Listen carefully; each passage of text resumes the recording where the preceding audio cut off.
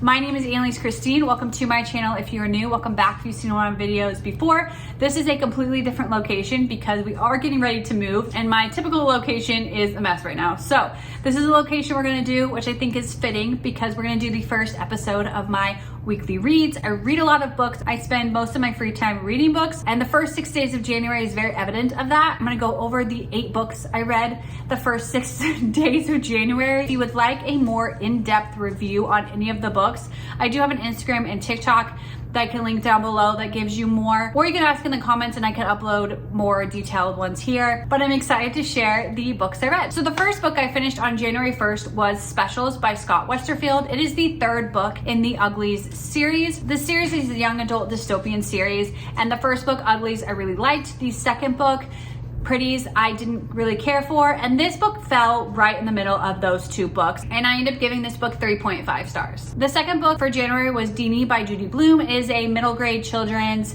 fiction book, and I chose this book because it is on the Roy Gilmore book list. That book list is just all the books that were mentioned on the Gilmore Girl series, and there's a book club on Instagram that gives you a prompt, and so this month's prompt was a children's book, so I decided to read this book.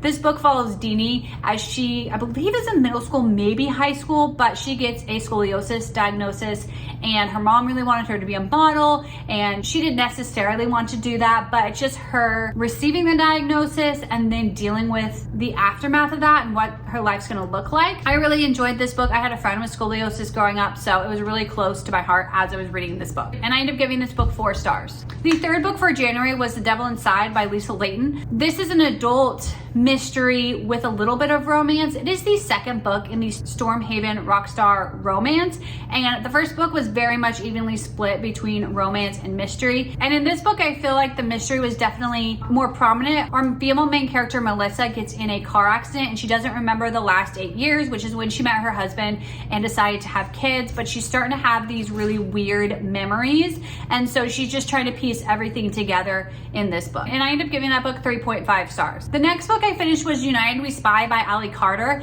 This is a young adult romance with spy elements, and it is the 6th book in the Gallagher Girls series. This series has followed Cammie as she has progressed through school and is learning to become a spy, and there is an organization called The Circle that's like a rogue spy organization that's been after her for many books. Her boyfriend's mom is the leader of that, and I really enjoyed these books because as when you first start, it feels very young. It reminded me a lot of Harry Potter in the sense of we started out when our characters are very young, but each book and each year they get older and the books feel older with them, which I really enjoyed, and I ended up giving this book 4 stars. The 5th book was The Small and the Mighty by Sharon Mahon. I'm not sure if I'm saying her name right, but it is a nonfiction history inspirational book where it follows 12 different Americans between the founding and the civil rights movement and how these 12 people influenced our country, and they're people that we don't hear of and don't know their names, but they had such an impact. I ended up giving that book 4.5 stars. The next book is The Perfect Shadow by Brent. It is book 0.5 in the Night Angels series. I want to read that series, and so I looked it up, and this was the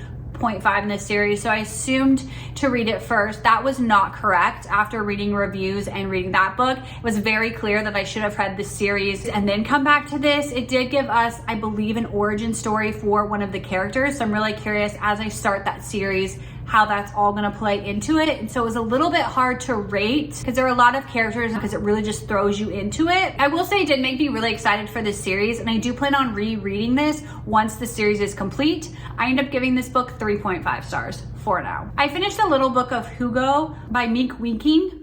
I'm sorry if I'm mispronouncing every single word I just said, but it is the Danish way to live well, and it is a way that many of them create their homes that is cozy and inviting, especially when it is cold. They talk about in all seasons, but it is especially essential in the cold weather, and so I really like that. As I said, we are getting ready to move, and so there were some things that I found interesting that I would like to implement in our new home. However, I did feel like this book at times was repetitive, and I ended up giving that book 4 stars. The last book we're going to talk about is Barbarian's Taming. It is the 8th book in the Ice Planet Barbarian series by Dixon, and it is an adult, spicy, alien romance, and we are following Maddie and Hassan. Maddie, we met in the last book. Her and her sister ended up on this alien planet, and we see how well her sister adjusted, and is doing really well. Maddie is really struggling, which is not normal for her. And so she's trying to figure that all out. We have Hassan, our male main character, who actually kidnapped Maddie's sister in the last book.